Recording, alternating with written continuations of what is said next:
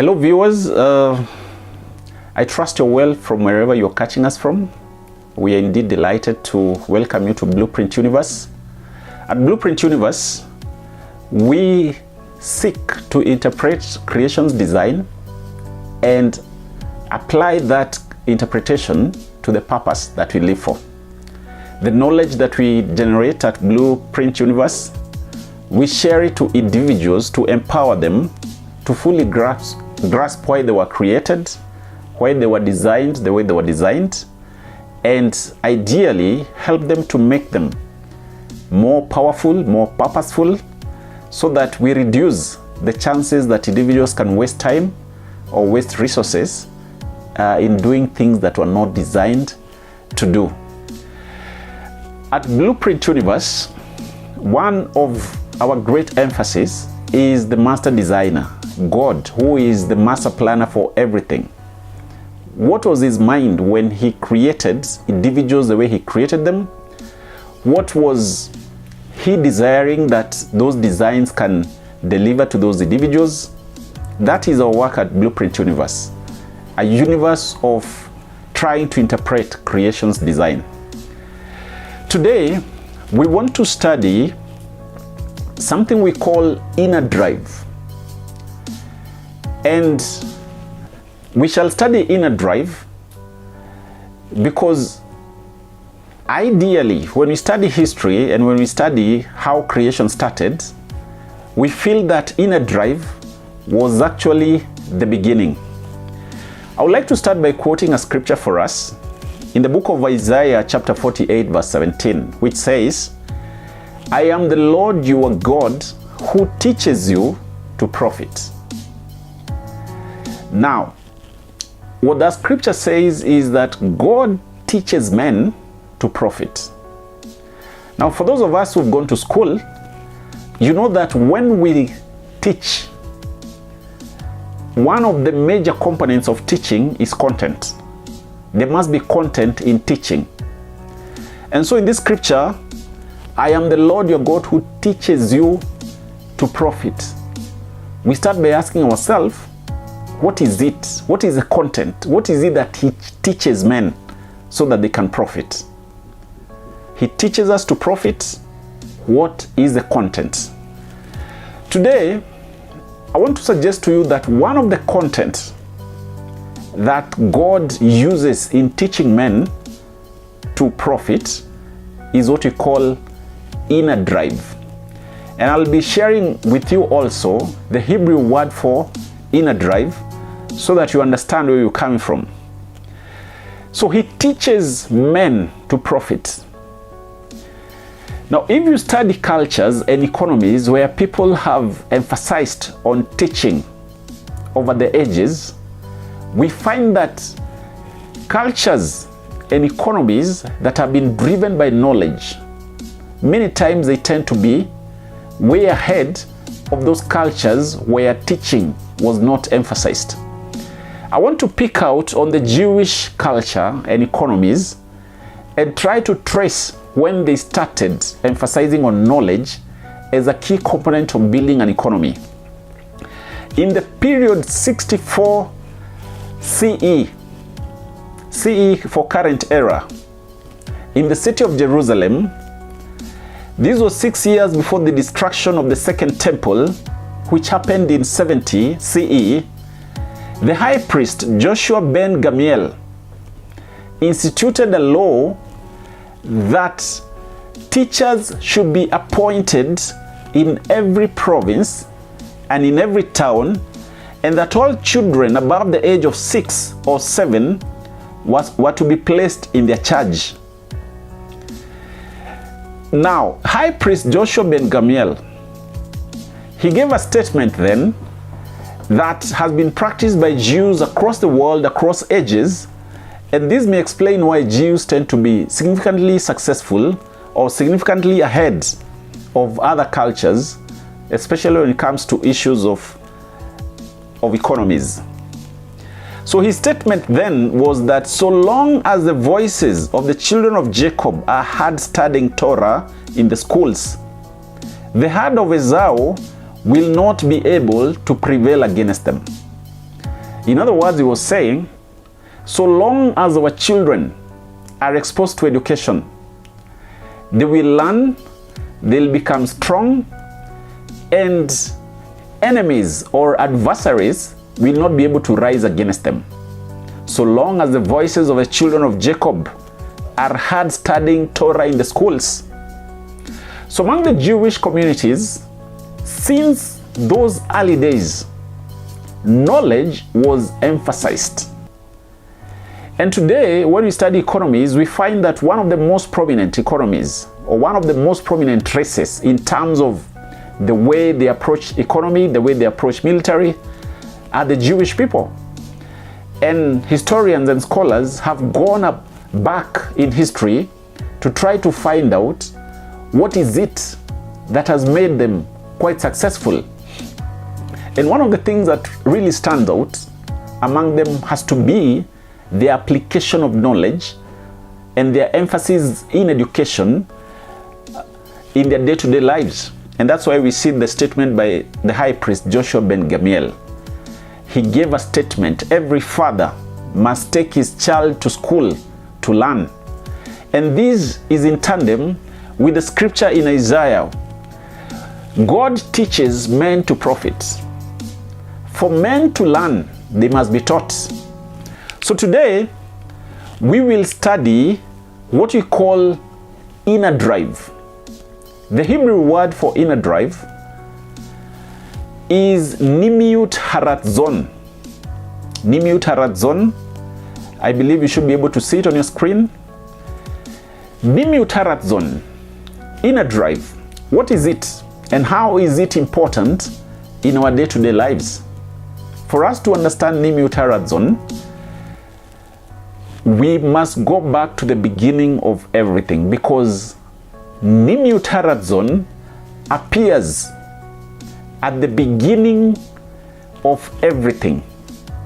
Even before Genesis chapter 1 verse 1 was written, nimiut haratzon existed. So I want to take you through some historical journey of nimiut haratzon, or inner drive. And in this episode, we shall be able to discover how important it is and how we can apply it in our day-to-day lives. Now, you will remember that in Genesis chapter 1 verse 1, the Bible begins with the statement that in the beginning, God created the heaven and the earth. Now, nimiut haratzon comes into action just before Genesis chapter 1 verse 1 happened. And I'll be taking you through so that you understand where this comes in. Now, many people come to us and they ask us, I want to start a business. What business should I start? Is there an answer to this question? Is there something in science that we can go and find out? What's the best advice to give to a man who says he needs advice to start a business? Now, I want to suggest to all of us that everybody should strive to know the answer to this question before putting in resources and time in a business enterprise. What business should I start? Now, do you know the person who created the very first enterprise? I want to suggest to you that if you want to answer the question, what business should I start? Probably we should go back and find out who started the first ever enterprise and how did he arrive at it. And I believe that the lessons that we can find from there can help us to answer the question, what business should I start? Now, Genesis chapter 1 verse 1 starts with the words, in the beginning, God created heaven and earth. And we cannot help asking ourselves, why did he create heaven and earth? Was there a problem? Was there a gap that he was trying to fill?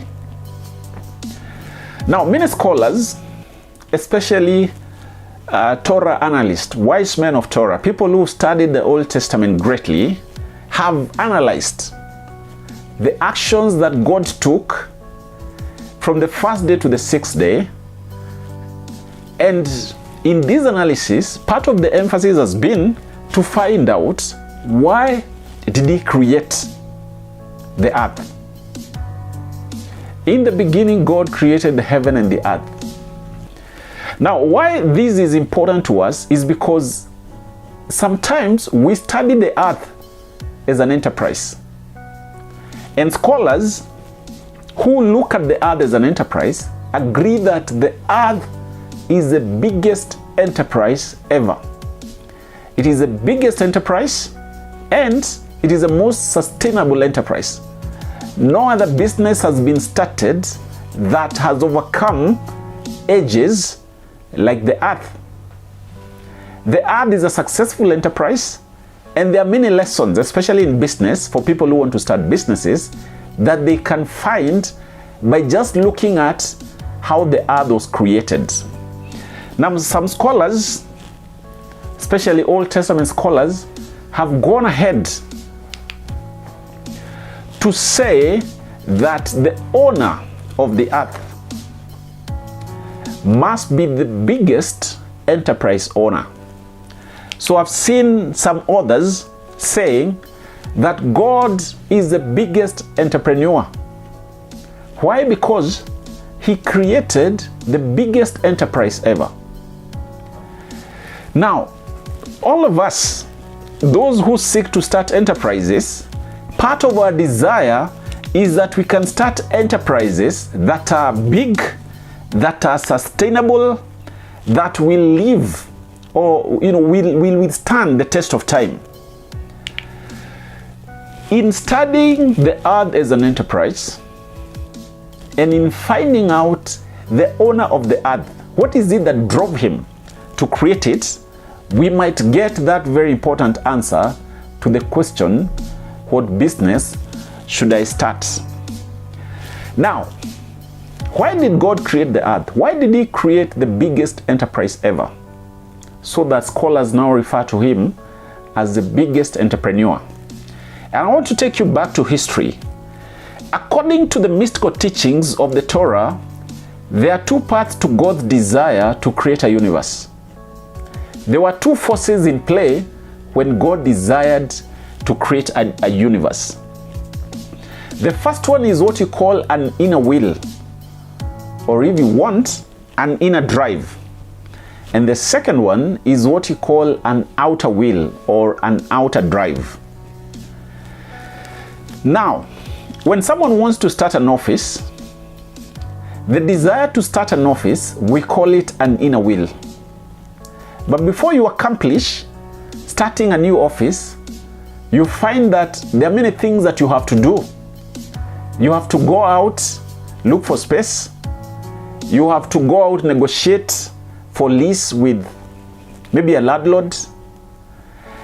Now, the inner desire that you have to start an office, we call it an inner drive. But for you to accomplish that inner desire, you need to do other physical things. Those other physical things are the ones that help to generate or to produce the final results that you desire. Now, what is it that drove God to create the earth? So I've said analysts of the Torah, of the Old Testament, have suggested two things. The first one is an inner will, and the second one is an outer will. God created the earth the first 5 days, and then on the sixth day he created man. Now, everything that he did from the first to the fifth day would appear was being created so that it can accommodate man. And so, when you look at the way the earth operates now, we can easily say that indeed God's inner desire, God's inner drive was to create man. But for him to create man, man needed a place where he could live. And so God had to create the universe as it is. And that's where the earth comes into place, so that man could be created. So the earth as it is was not created for itself. The earth constitutes the things that God needed to do so that he can create man, who was a creation in his own image. So we say that man needed earth, or rather for man to thrive, earth was needed. But what actually God was looking out for was a creation who was like him. And why did he need to create man? He created man because he desired to have a creation that could relate with him. And so we find that the real reason why the earth was created was driven by an inner desire by God to have man. So there was an inner drive. The inner drive was God desired to be worshipped. He desired to relate with the creation. And for that to happen, he had to create a platform, a place for that creation to come and live. And that is how the earth and the entire universe actually came into place. Now, there's another who has been able to create or to discuss or to bring this concept into much more bigger light and in a way that can easily be understood. In his book, Jewish Wisdom for Business Success, Lessons from the Torah and Other Ancient Texts, Rabbi Levi Brackman and Sam Jaffe brings out a wonderful truth about God. In their book, they say, God, his whole concept of creation was driven by the desire to have man. Man is a creation that has ability to connect with God, and that is what God desired. That was his inner drive. Now, creating the earth, which is the biggest enterprise ever, came as a result of an existence of an inner drive or an inner desire. And this inner desire is what this author calls Nimut Haratzon, an inner drive that sits in God. An inner drive that sat in God, and eventually it ended up producing the earth. Now, when man was created, one of the things that was put in him, because he was created in the image and in the likeness of God, one of the things that must be in man so that he can carry the likeness and the image of God is actually Nimut Haratzon. Nimut Haratzon is an inner drive. Just like it was in God that led to creation, every man carries with himself an inner drive, a Nimut Haratzon, a force that is able to create an enterprise. And so when you want to create whatever it is you want to create, be it a product in business, be it an enterprise, a new business, the best place to start is actually the place where God started. God started at Nimut Haratzon, inner drive, which led to the other things happening. The best place to start in creating a business is Nimut Haratzon, an inner drive. And so our duty on this earth is to really look down and find out an inner drive. That inner drive that sits in us, that inner drive that makes us have the likeness of God. When we get it, when we understand it, then it becomes possible for us to create enterprises that are like the earth. Enterprises that are sustainable, enterprises that will not die because of time, enterprises that will give a lot of solutions to mankind. Because when you look at the earth as an enterprise, you realize that the earth actually carries all the solutions to man's problem. Anything that man needs is on the earth. The product that arose out of Nimeutaradzon was a product that was powerful enough to produce solutions for men throughout all generations. What business should I start? That question, for you to understand it, for you to respond to it very well, I suggest that you need to go back to Genesis chapter 1 verse 1 and ask yourself the question, why did God create the earth? And as we've seen in these episodes, creation arose out of Nimeutaradzon, an inner drive that sat in God. Now, when I look at an individual today, how would I be able to tell what is his Nimeutaradzon? Now, many people are gifted naturally. When they are born with some natural gift. And many times, the natural gift is a close indicator of an inner drive. Because activating the natural gift does not require any external influence. It does not require, it doesn't require someone to be taught how to do it. So an inner gift that men are born with is a very close resemblance of Nimeutaradzon, an inner drive that sat in God, and he went ahead to put it in every man. So when you are thinking of starting an enterprise, I want to suggest to you that you need to copy God. Copy his design in starting an enterprise and try to interpret what is the inner drive that he put in you. And when you interpret it, go ahead to implement. You see, for the inner drive to become real, creation must happen. So, the inner drive that sits in you, it awaits you to create. You are created as a co-creator to God. The inner drive that sits on you awaits you to co-create.